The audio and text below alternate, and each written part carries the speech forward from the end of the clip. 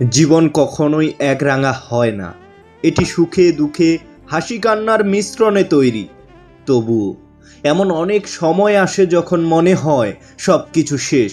তখন মনে হয় এ জীবন আর এগিয়ে নেওয়ার কোনো মানে নেই। কিন্তু আপনি কি জানেন, ঠিক এই মুহূর্তে কোনো একজন মানুষ জীবনকে আঁকড়ে ধরে বাঁচার জন্য লড়ছে।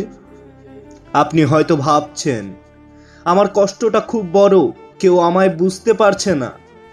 হয়তো আপনি কাউকে ভালোবেসেছিলেন, তিনি ফিরিয়ে দিয়েছেন, অথবা পরীক্ষার রেজাল্ট খারাপ হয়েছে, বাবা মা বকাবকি করেছে।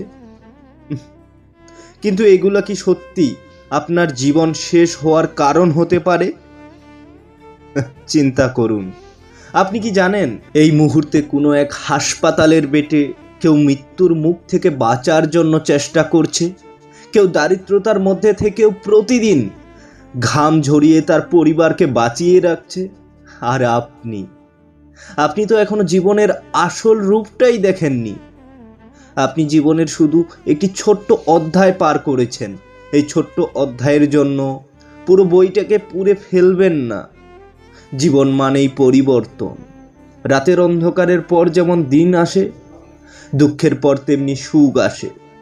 কষ্টের মূল্য তখনই বোঝা যায় যখন সেই কষ্ট আপনাকে শক্তিশালী করে।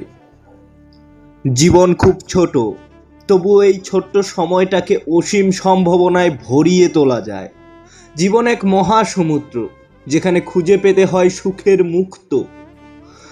প্রতিটি কষ্ট, প্রতিটি ব্যর্থতা আপনাকে আরো শক্তিশালী করে। তাই মনে রাখুন, জীবনের প্রতিটি মুহূর্ত একটি উপহার। আপনি যদি একবার থেমে যান, তবে আর কখনোই সেই সম্ভাবনাগুলোকে দেখতে পাবেন না। আপনার জীবনের মূল্য আপনি বুঝতে পারেন কিনা সেটাই আসল।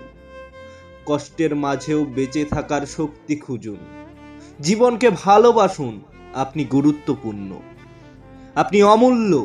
কষ্ট আসে, কষ্ট যায়, কিন্তু জীবন একটাই, সেটাকে সার্থক করুন। ধন্যবাদ।